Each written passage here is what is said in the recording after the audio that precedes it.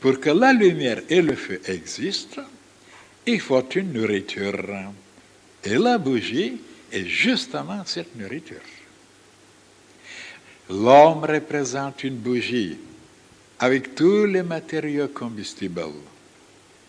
Ces matériaux sont ternes, noirs, morts, et seul le feu peut les rendre utiles, lumineux. Seulement pour cela, et l'homme doit sacrifier sa vie personnelle. Ce qui empêche de faire ce sacrifice, c'est la crainte, c'est la peur de disparaître. Bien sûr, il y a quelque chose qui disparaît, c'est vrai. Mais ce quelque chose doit justement disparaître pour que autre chose apparaisse. La matière de la bougie disparaît pour que la lumière et la chaleur apparaissent. Vous direz qu'au bout d'un certain temps, il ne reste plus rien de la bougie. Oui, mais l'homme, lui, peut brûler indéfiniment. Une fois allumé, il ne peut plus s'éteindre. Il y aura toujours en lui une matière qui brûlera.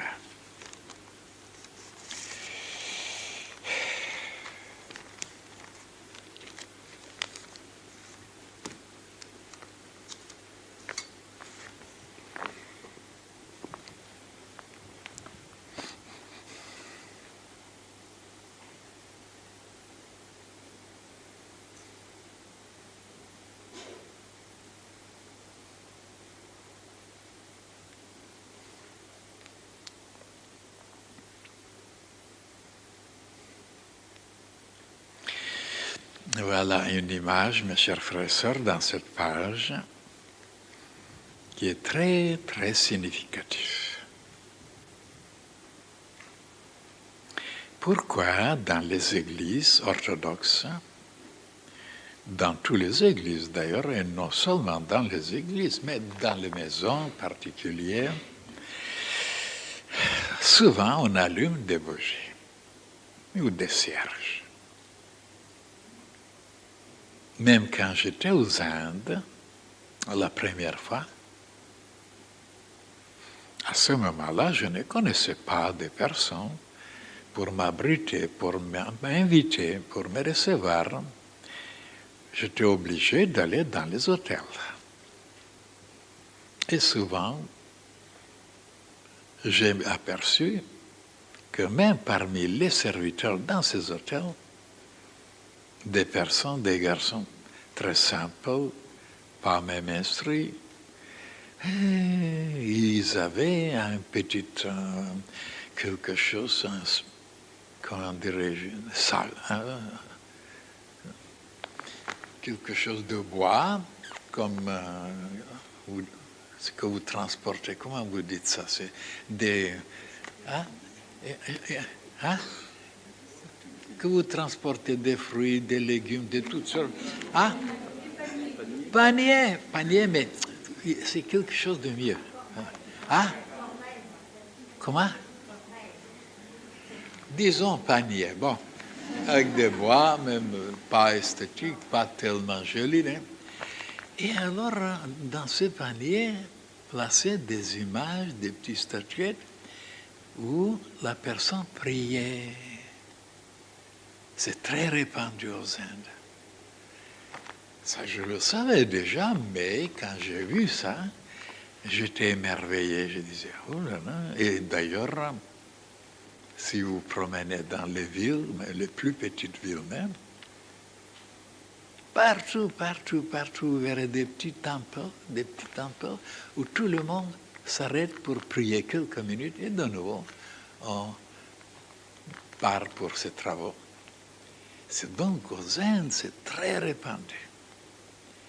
Et ici, en Europe, c'est rare de trouver. Il y a quand même des familles où on met des icônes, on met on allume quelque chose, mais plutôt des veilleuses avec de l'huile. Et ça existe presque dans toutes les familles. en Orient, dans les églises catholiques surtout, dans les protestants, non, orthodoxes. Dans toutes les maisons, vous verrez une veilleuse et derrière une icône, la Sainte Vierge. Alors, chaque soir, la maîtresse de la maison allume parce que ça apaise, ça calme, ça chasse les mauvais esprits, d'après la foi qu'ils ont. Et ici, on ne compte pas tellement ni sur les cierges, ni sur les veilleuses. Mais si on se pose la question maintenant, d'où ça vient ce symbole de la cierge ou de la bougie et de la veilleuse? Oh, ça existait avant le christianisme. Parce qu'il y avait des initiés, bien sûr, même avant le christianisme, des grands initiés dans tous les pays. Et il symbolisait avec la bougie et avec la veilleuse les deux principes éternels qui existent depuis la création du monde, et d'ailleurs avant la création, parce que ce sont les deux principes qui ont créé le monde, le principe masculin et le principe féminin.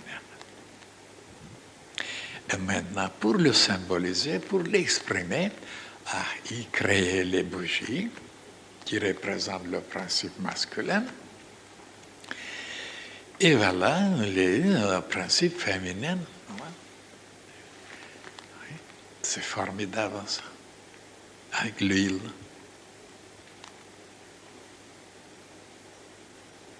Et je suis sûr que beaucoup de gens, même chrétiens, qui pratiquent ça, ils ne sont jamais rendus compte sur le côté symbolique. Alors, ils tâchent d'allumer toujours les bougies et les cierges dans les églises, et voilà, les veilleuses, sans allumer l'intellect, c'est-à-dire, c'est lui qu'on doit allumer, c'est ça la bougie, la vraie. Et le cœur, la veilleuse. Ils le font automatiquement sans se rendre compte que ça, c'est pas tellement opératif, c'est pas tellement pratique, ça veut dire efficace et puissant.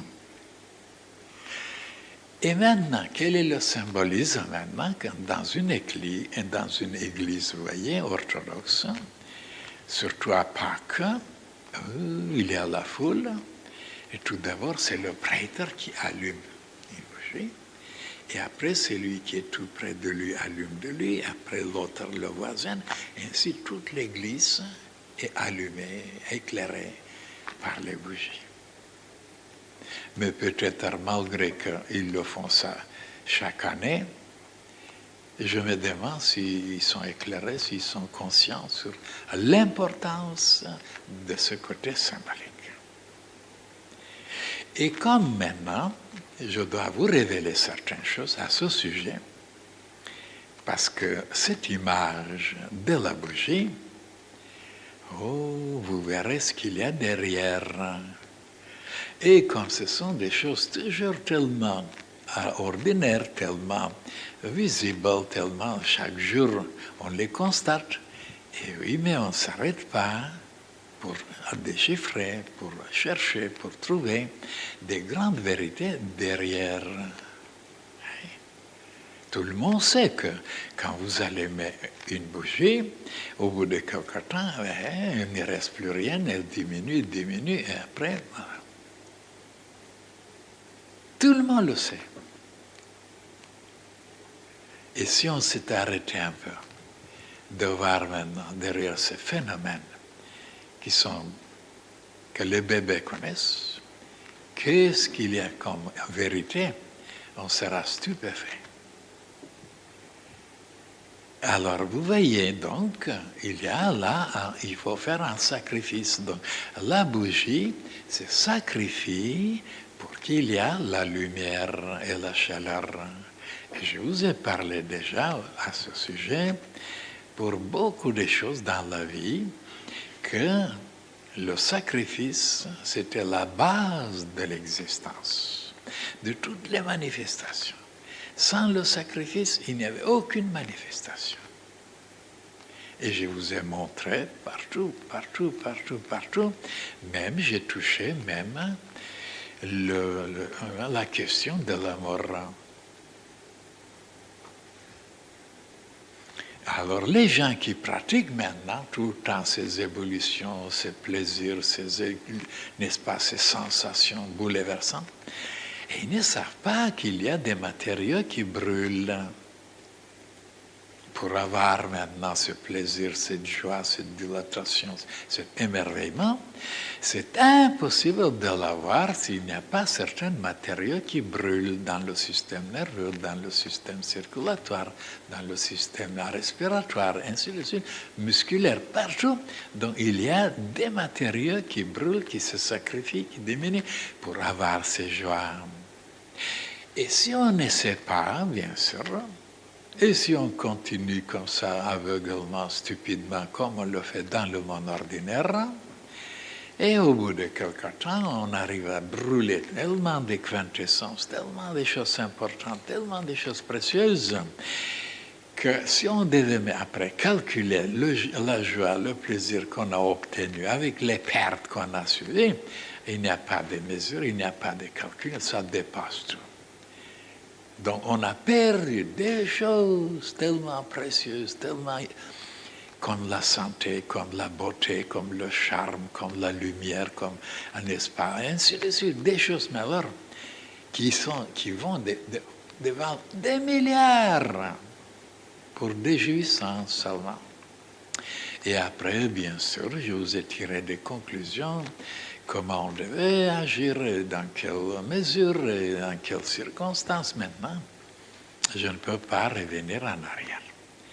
Seulement, vous montrer que pour la bougie, c'est un exemple, c'est un modèle qui explique tout dans la vie, dans l'univers. Il y a toujours quelque chose qui doit se sacrifier pour réaliser une autre chose.